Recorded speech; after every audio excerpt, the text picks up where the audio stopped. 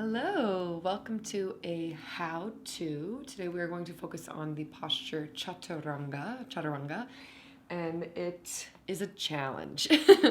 So we'll do a couple different variations, and I'll show you ways that you can find what it feels like to nail your Chaturanga without being in the midst of a flow and like being like, I hope that was right. So you can like really fine-tune it right here, right now. All right. If you have two blocks, this will be very helpful for right now, but you don't have to have blocks. It'll just be an extra addition. If you want to simulate the sensation of blocks, you can use pretty thick books. Just try to make sure they're about even height. So if you have like two thesauruses, I think it's just yeah, you got it. Thesaurus. Grab those, even height. Very cool, but before we even come down there, I want to talk about your rotator cuff. So a lot of people tend to, when they come into Chaturanga, they tend to do this action, and I'm going to keep my knees down for now just so you can see, because I don't want to hurt myself. They put their shoulders down first, and then they pop up from there. Now that will, over time, actually tear your rotator cuff apart, which is why a lot of people try to not teach Chaturanga as much anymore. Or they say, like, skip your vinyasa, because Chaturanga is part of your vinyasa. If you're not familiar yet, you will learn. And your rotator cuff is very sensitive, so you don't want to have to get surgery on that or anything. Ways to avoid injury is to not even go 90 degrees, to stay right here. Now, the ideal is to be at 90 degrees. It's actually called half plank. This posture is half plank, so it's your arms in plank, but halfway down.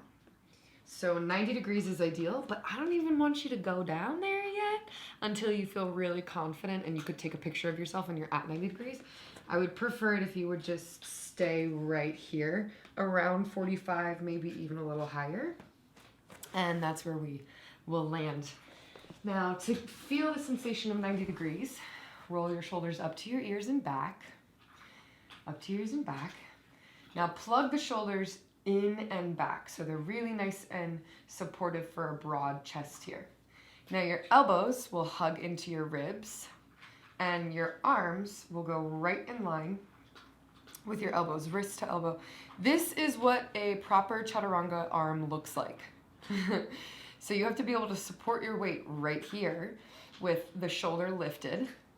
So if I was 90 degrees, the shoulder could not come down. It would have to be lifted back on my back body, squeezing the shoulder blades together. And this is another thing, the wrist at a 90-degree angle, which if you did it right now, you'd probably be like, it's kind of hard to do. So you have to be able to support your weight. So give your wrist a little stretch, flip it forward and back. And we will work on some dynamic strength building that will help you break down your Chaturanga. If you have a block, squeeze the block. So bring your shoulders back and together, your elbows in, and then the block will be right behind, and you'll squeeze. And this will build up the chest muscles and the brain memory, the muscle memory of what it's like to activate from this 90-degree angle, from right here. Squeeze, squeeze, squeeze. You should feel this everywhere. Squeeze, squeeze, squeeze. And then you can extend it out, lift it up, bring it forward, elbows back in. And you can do this a couple times just to start to warm up the upper body, the area that you will be targeting today. Keep squeezing. And of course, regular old push-ups will do it, but if you didn't know, regular push-ups, you should actually bring your elbows in, not out wide. I know, crazy, blowing your mind today. So we'll start with your knees. Keep your knees down until you feel like you really got this. Bring the blocks right below. You might even grip them with the outer fingertips.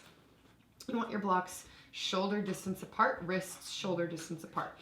So engage your core, shift your weight forward, and bend the elbows towards your ribs, aiming for 45 degrees. So you'll notice that your shoulders will want to round forward. Try to fight that and open up across the collarbone. Smile the collarbone. And you'll notice right away that this is a lot. This right here is a lot to hold. That's why I say stop right here and strength building from here.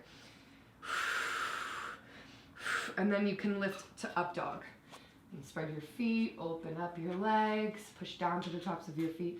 That's a whole other pose we'll break down. But so that's your first variation of Chaturanga. That's even with your knees down. Right here, shift your weight forward. Elbows pin back. Shoulders on your back body, okay? Now if you want to go a little further, you do that again, but you stop when your shoulders hit that 90-degree angle. It's hard to tell, but usually your elbows are right there and you can see them.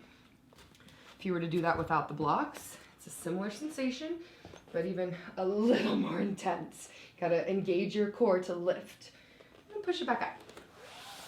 That is how you do Chaturanga. I'm not gonna go much further. If you wanna see what it looks like, half plank variation, tuck your toes, lift your knees. Again, shift your weight forward to engage the low belly.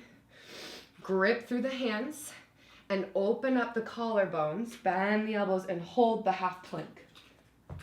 And then you can lift up. All right. That's how you do your Chaturanga. If you have any questions, let me know. If something doesn't feel right, let me know as well. And I'll always be happy to hop on a little FaceTime with you and we can work it out. Thank you.